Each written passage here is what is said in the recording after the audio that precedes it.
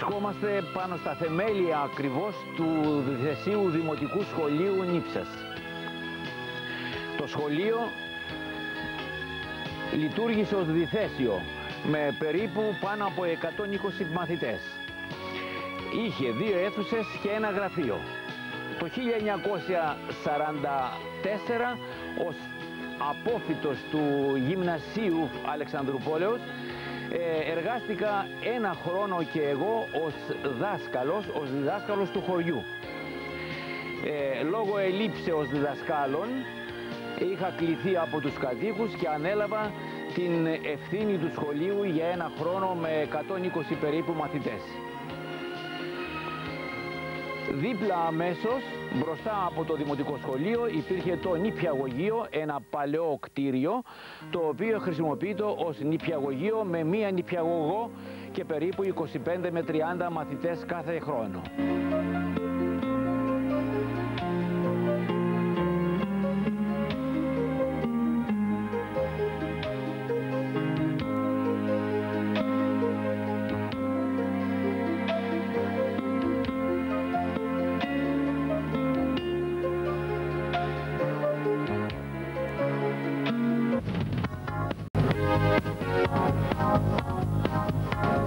Ο κύριος Ανανιάδης Παναγιώτης είναι συνταξιούχος γραμματέας της κοινότητας της Νίψας και μπροστά από την εκκλησία του παλαιού χωριού μας εξηγεί για την ιστορία της εκκλησίας. Η κάμερα μπαίνει μέσα, υπάρχουν σπάνιες εικόνες οι οποίες έχουν ήδη κλαπεί και άλλες τις οποίες πρέπει το Υπουργείο Πολιτισμού και οι αρμόδιες υπηρεσίες να φροντίσουν να μην κλαπούν και κυρίως να φροντίσουν μετά τις πρώτες θετικές ενέργειες που έγιναν για το καμπαναριό την ίδια την εκκλησία. Ένα μνημείο όχι μόνο πολιτισμού, αλλά και σημείο αναφοράς, αναμνήσεων, επαναλαμβάνω, για όλους τους παλιούς νηψιώτες. Ο κύριος Ανανιάδης με πολύ χαρακτηριστικό τρόπο μας ξεναγεί και σε αυτήν την εκκλησία.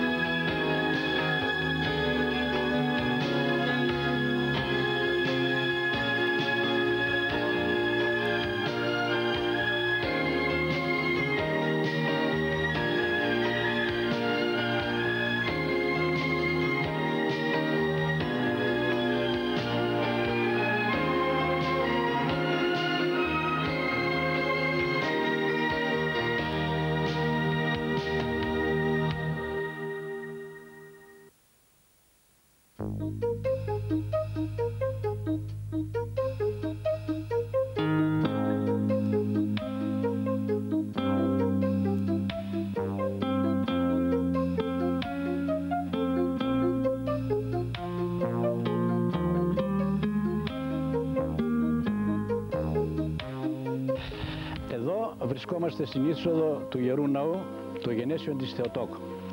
Όπως βλέπετε, έχει φτιαχτεί το 1844, δηλαδή πάρα πολλά χρόνια πριν έρθουμε εμείς. Μέσα σε αυτή την εκκλησία έχουμε βαπτιστεί όλες οι γενιές του 24 και από εδώ, από το 1924 μέχρι το 1947.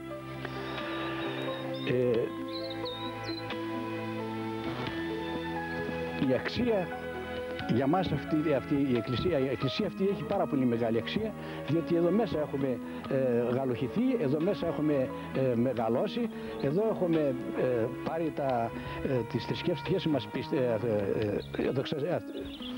δοξασίες. Εδώ μέσα ήμουνα δίπλα στον παπά και το καντήλι και τα καντιλέρια κουβαλούσαμε και ήμασταν πειθαρχικοί σαν μαθητές, διότι έπρεπε να κάνουμε και αυτά τα καθήκοντά μας.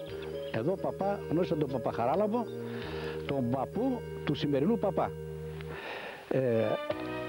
Έχει πεθάνει και το θάψανε ακριβώς πίσω από την εκκλησία στο ιερό. Εδώ είναι και ο τάφος του, τον οποίο βλέποντας τη φωτογραφία του βλέπουμε τον παπά μας, αυτόν που έχουμε τώρα. Αυτός μας έχει βαπτίσει, αυτός μας έχει πει όλα όσα έπρεπε να πει σαν παπάς. Το καμπαναριό είναι από τα πιο επιβλητικά καμπαναριά που υπάρχουν στην περιοχή μας, νομίζω.